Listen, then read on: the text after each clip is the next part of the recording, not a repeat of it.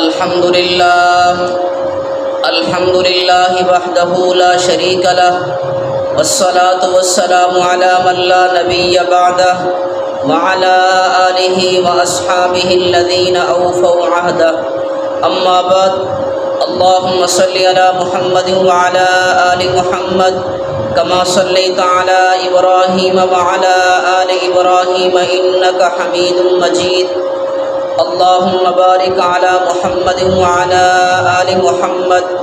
كما باركت على إبراهيم وعلى آل إبراهيم إنك حميد مجيد۔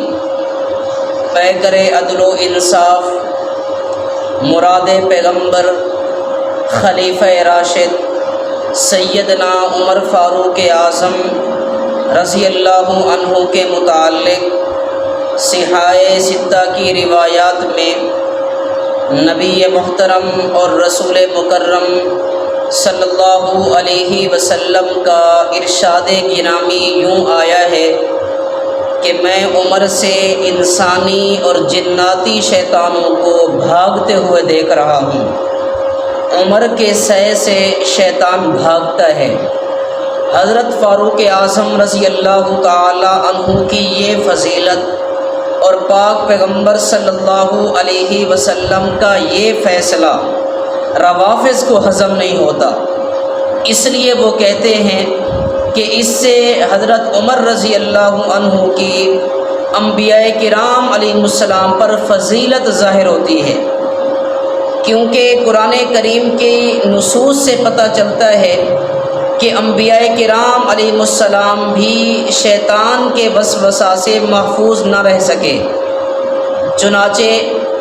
حضرت آدم علیہ السلام کے متعلق فرمایا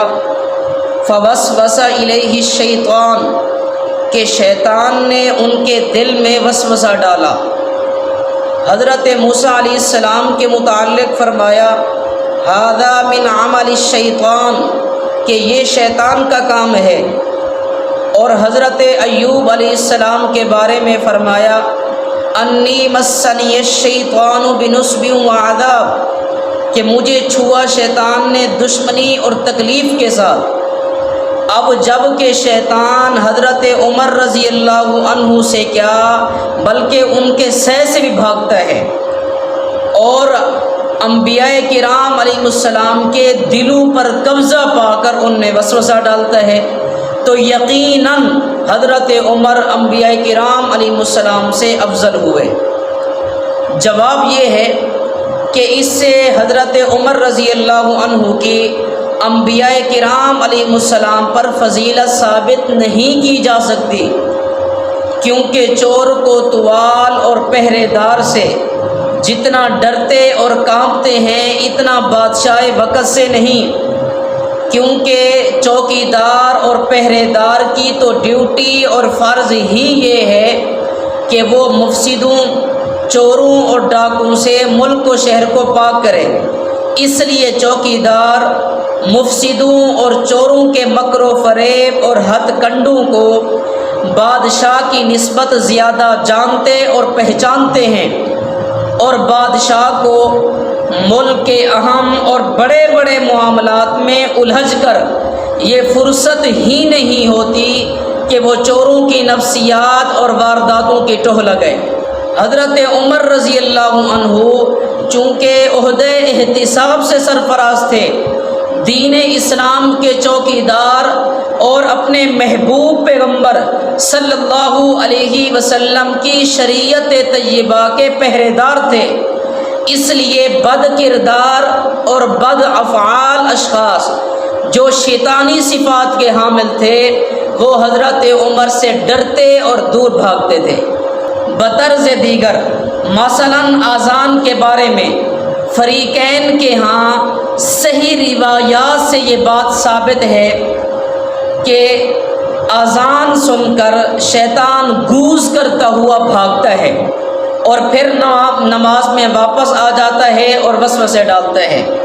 حالانکہ یہ بات مسلم ہے کہ نماز تمام اصل عبادات سے افضل ہے اور اس کے مقابلے میں اذان نہ اصل عبادت ہے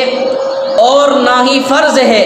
بلکہ یہ خود نماز کا وسیلہ ہے۔ جس طرح اذان کی فضیلت نماز پر ثابت نہیں ہوتی، اسی طرح حضرت عمر رضی اللہ عنہ حضرات انبیاء کرام علیہ السلام کے معاملہ کو قیاس کرنا چاہیے۔ اللہ تعالیٰ سے دعا ہے اللہ تعالیٰ مجھے اور آپ کو اپنے اکابر اپنے اسلاف کے نقش قدم پر چلتے ہوئے دین اسلام کے تحفظ اور اشاعت کی توفیق و ہمت عطا فرمائے اور دین اسلام کی مقبول خدمت کی توفیق نصیب فرمائے۔ وآخر دعوانا ان الحمد للہ رب العالمین۔